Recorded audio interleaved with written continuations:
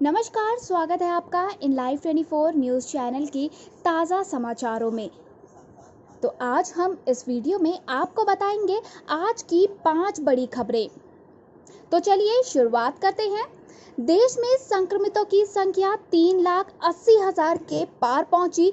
एक दिन में आए करीब 13,000 नए मामले।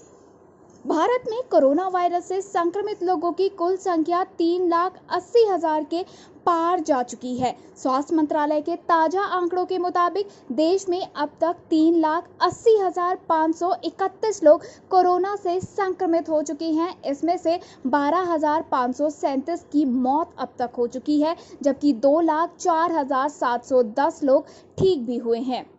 कोरोना संक्रमितों की संख्या के हिसाब से भारत ने शुक्रवार को ब्रिटेन को पीछे छोड़ दिया और दुनिया का चौथा सबसे प्रभावित देश बन चुका है। अमेरिका, ब्राजील, रूस के बाद कोरोना महामारी में सबसे ज्यादा प्रभावित देशों में भारत चौथे स्थान पर पहुंच चुका है। भारत में अधिक मामले अमेरिका में 22,63,651 है, ब्राजील में 9,83,359, जबकि रूस में 5,61,091 है। वहीं भारत में मामले बढ़ने की रफ्तार दुनिया में चौथे नंबर पर बनी हुई है। अमेरिका और ब्राजील के बाद एक दिन में सबसे ज्यादा मामले भारत में दर्ज किए जा रहे हैं। आंकड़ों की अगर हम माने तो देश में इस वक्त 1,49,000 कोरोना के एक्टिव केस हैं। सबसे ज्यादा एक्टिव केस महाराष्ट्र में है। महाराष्ट्र में 53,000 से ज्यादा संक्रमितों का अस्पतालों में इलाज चल रहा है। इसके बाद दूसरे नंबर पर दिल्ली, तीसरे नंबर पर तमिलनाडु, चौथे नंबर पर गुजरात और 5वें नंबर पर पश्चिम बंगाल है। इन 5 राज्यों में सबसे ज्यादा एक्टिव केस है। तो चलिए अब हम बढ़ते हैं अपनी दूसरी खबर की तरफ। देश में लगातार 13वें दिन बढ़ी पेट्रोल डीजल की कीमतें। देश की जनता को फिलहाल तेल की बढ़ती कीमतों से राहत मिलती नहीं दिखाई दे रही। देश में पेट्रोल और डीजल की कीमतों में एक बार फिर से बढ़ोतरी हुई है। शुक्रवार 19 जून को पेट्रोल के दाम 0.56 रुपए बढ़े, जबकि डीजल के दाम में 0.63 रुपए की उछाल आया है। शुक्रवार 19 जून को पेट्रोल के दाम 0.56 रुपए बढ़े, जबकि डीजल के दाम में 0.63 रुपए का उछाल देखा गया। ये लगातार 13वां दिन है जब तेल कीमतें बढ़ी हैं। मौजूदा उछाल के साथ ही दिल्ली में पेट्रोल की कीमत 78.37 रुपए प्रति लीटर हो गई है, जबकि डीजल की कीमत बढ़कर 77.6 रुपए प्रति लीटर हुई है। इसके साथ ही पेट्रोल की कीमतों में 7.11 रुपए और डीजल में 7.69 रुपए प्रति लीटर तक का उछाल आ चुका है। चलिए अब बढ़ते हैं अपनी तीसरी बड़ी खबर पर। भारतीय जवानों की शहादत पर ओवैसी का सरकार से सवाल। चीन से 18 बार की वार्ता का क्या निकला परिणाम। AIMIM अध्यक्ष असदुद्दीन ओवैसी ने केंद्र सरकार पर निशाना साधा है। उन्होंने सवाल पूछा है कि चीन से प्रधानमंत्री स्तर की वार्ता के बावजूद क्या परिणाम निकला।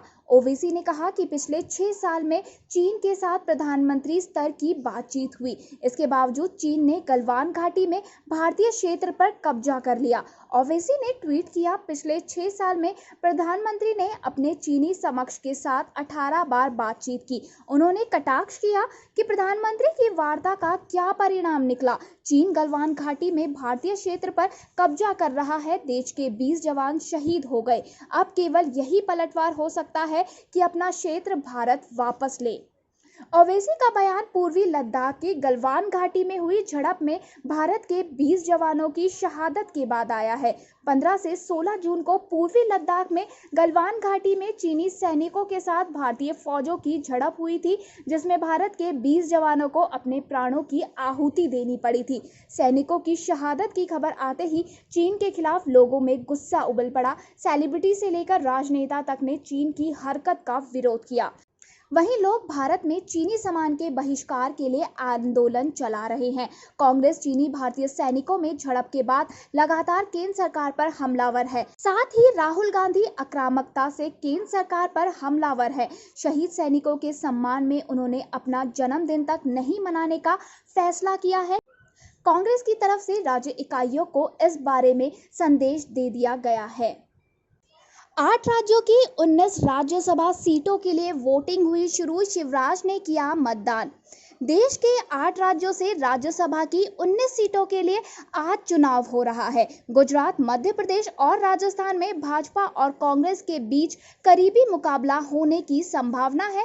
कोरोना वायरस महामारी के कारण 18 सीटों पर चुनाव स्थगित कर दिया गया था। बाद में चुनाव आयोग ने कर्नाटक से 4 सीटों और मिजोरम तथा अरुणाचल प्रदेश से एक-एक सीट के लिए चुनाव करवाने की घोषणा की। राज्यसभा की 19 सीटों में आंध्र प्रदेश और गुजरात से 4-4, मध्य प्रदेश और राजस्थान से 3-3, झारखंड से 2 और मणिपुर, मिजोरम तथा मेघालय से एक-एक सीट पर चुनाव होगा। वहीं मणिपुर में सत्तारूढ़ गठबंधन के 9 राज्यों के इस्तीफे के कारण वहां भी चुनाव रोचक होने की संभावना है। भाजपा ने लीसेम्बा साना जाओब को तथा कांग्रेस ने टी मंगी बाबू को उम्मीदवार बनाया है। कर्नाटक में 4 सीटों पर पूर्व प्रधानमंत्री एच.डी. देवेगौड़ा, कांग्रेस के वरिष्ठ नेता मल्लिका अर्जुन खड़गे, भाजपा उम्मीदवार इरन्ना काडाडी तथा अशोक गस्ती को पहले ही निर्विरोध विजेता घोषित किया जा चुका है।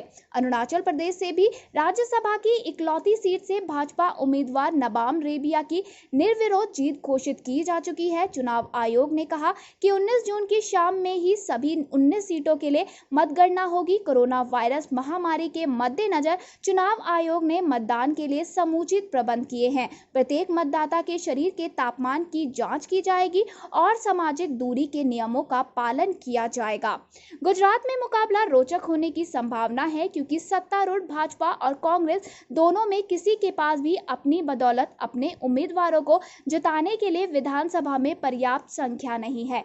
राजस्थान में सत्तारूढ़ कांग्रेस और विपक्षी भाजपा ने एक दूसरे पर विधायकों को प्रलोभन देने का आरोप लगाते हुए अपने अपने विधायकों को अलग अलग होटलों में रखा है। वहीं बात करें अगर आंध्र प्रदेश की, तो वहां से राज्यसभा के लिए 4 सदस्यों का चुनाव होगा। राज्य विधानसभा में पर्याप्त संख्या रहने के कारण सत्तारूढ़ वाईएसआर कांग्रेस के चारों सीटों पर जीत हासिल करने के आसार है। वर्ष 2014 में राज्य के बंटवारे के बाद पहली बार यहां राज्यसभा सीटों के लिए चुनाव हो रहा है। चलिए अब बढ़ते हैं अपनी आखिरी खबर की तरफ। 24 घंटे में 5 आतंकियों का सफाया। शोपियां में 3 और अवंतीपोरा में 2 हुए ढेर। जम्मू कश्मीर में 24 घंटे में सुरक्षा बलों ने 2 अलग अलग ऑपरेशन में 5 आतंकियों का सफाया कर डाला है। शोपियां के मुनाद इलाके में 3 और अवंतीपोरा में 2 आतंकियों का सफाया हुआ है। आपको बता दें कि शोपियां के मुनाद इलाके में सुरक्षा बलों और आतंकियों के बीच गुरुवार को मुठभेड़ हुई। मुठभेड़ शुरू होने के कुछ ही घंटों में एक आतंकी को मार गिराने में सफलता मिली। इसके बाद अंधेरा होने के कारण ऑपरेशन को रोका गया। फिर आज सुबह मुठभेड़ शुरू हुई। इस दौरान 2 आतंकियों को मार डाला। उधर अवंतीपोरा में भी सुरक्षा बलों ने 2 आतंकियों को मार गिराया है। एक अधिकारी ने बताया कि आज सुबह 2 और आतंकवादी मारे गए हैं। इसी के साथ शोपियां मुठभेड़ में मारे गए आतंकवादियों का आंकड़ा 3 तक पहुंच चुका है। इससे पहले गुरुवार को इसी मुठभेड़ में एक आतंकी और मारा गया था। आपको बता दें कि सुरक्षा बलों को इलाके में आतंकियों की मौजूदगी की सूचना मिली थी। इसी सूचना के आधार पर सेना की 44 RRSOG और CRPF की संयुक्त टीम ने इलाके की घेराबंदी कर तलाशी अभियान शुरू किया। इस दौरान खुद को घिरा देख आतंकियों ने सुरक्षा बलों पर फायरिंग करनी शुरू कर दी। इसके बाद सुरक्षा बलों की संयुक्त टीम ने मोर्चा संभाला। गुरुवार को कई घंटे तक चली इस मुठभेड़ में सुरक्षा बलों ने एक आतंकी को मार गिराया। वहीं अंधेरा होने के कारण रात में ऑपरेशन को रोका गया था। आतंकी भागने में कामयाब ना हो सके, इसके लिए इलाके की घेराबंदी की गई थी। इसके बाद आज सुबह एक बार फिर से शुरू हुई मुठभेड़ में 2 और आतंकी मारे गए। 24 घंटे से अधिक चली इस मुठभेड़ में सुरक्षा बलों ने 3 आतंकियों को मार गिराया है। मारे गए आतंकियों की शिनाख्त की जा रही है। धन्यवाद। अभी के लिए बस इतना ही। आगे की और खबरों के लिए बने रहिए हमारे साथ इन लाइव 24 न्यूज़ चैनल में और जाने से पहले हमारे चैनल को सब्सक्राइब जरूर करें।